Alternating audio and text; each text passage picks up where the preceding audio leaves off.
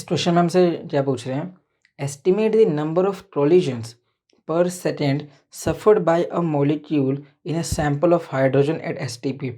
तो एसटीपी पर हमारे पास हाइड्रोजन का सैंपल है, तो नंबर ऑफ कोलिजन्स बताने हैं पर सेकेंड। सही है। द मीन फ्री पाथ क्या होता है, average distance travelled by the molecule between two collisions. सही है। जब दो कोलिजन होता है तो उन दोनों के बीच में जितना डिस्टेंस होता है वो हमारे पास एवरेज फ्री पाथ या फिर मीन पाथ होता है। सही। तो हमारे पास कितना दिया हुआ है, मीन पाथ को हम सब लैम्डा से डिनोट करते हैं। लैम्डा की वैल्यू है 1.38 इंटू 10⁻⁻5 सेंटीमीटर। सही है। सो हमारे पास ये मीन फ्री पाथ दिया हुआ है। अब अगर मैं ये सेंटीमीटर में, अगर मैं इसे मीटर में बदलूँ तो ये हो जाएगा 1.38 इंटू 10⁻⁻7 मीटर। 1000 से डिवीजन हो रही। ठीक है। अब ये एसटीपी पे है, सो ये हमारे पास एट एसटीपी दिया हुआ है क्वेश्चन। तो हम जानते हैं कि टेम्परेचर होना चाहिए 273 केल्विन, मतलब 0 डिग्री सेल्सियस।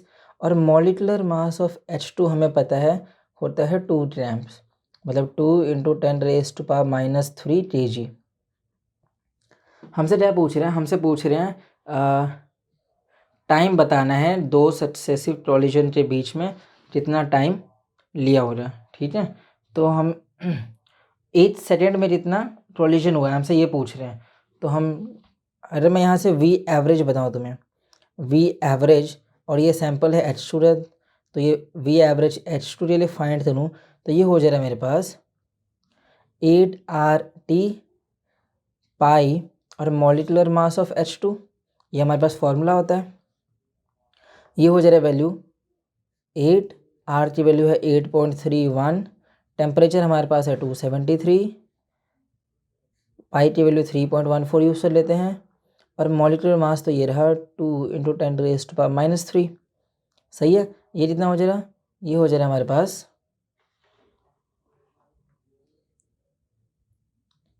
8 अरे मैं इस वाले पॉइंट से वाला पॉइंट हटा दूँ तो ये हो जाएगा 831 इंटू 273 डिवाइड बाई 314 इंटू 2, और ये हो जाएगा मेरे पास 10⁻3। तो जब मैं इसे सॉल्व करता हूँ तो मेरे पास इतनी वैल्यू आएगी 1699.992 वी एवरेज।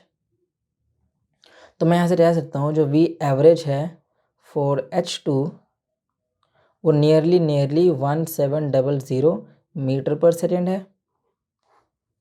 सही है।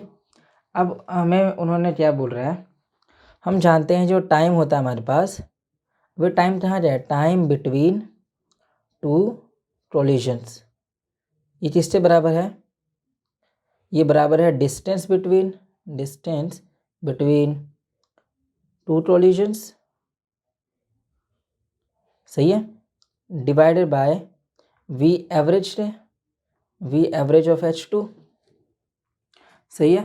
तो मैं यहाँ से कह सकता हूँ ये हो जाएगा लैम्डा, वी एवरेज की वैल्यू कितनी है मेरे पास, वी एवरेज है 1700, लैम्डा की वैल्यू है 1.38 इंटू 10⁻⁻5।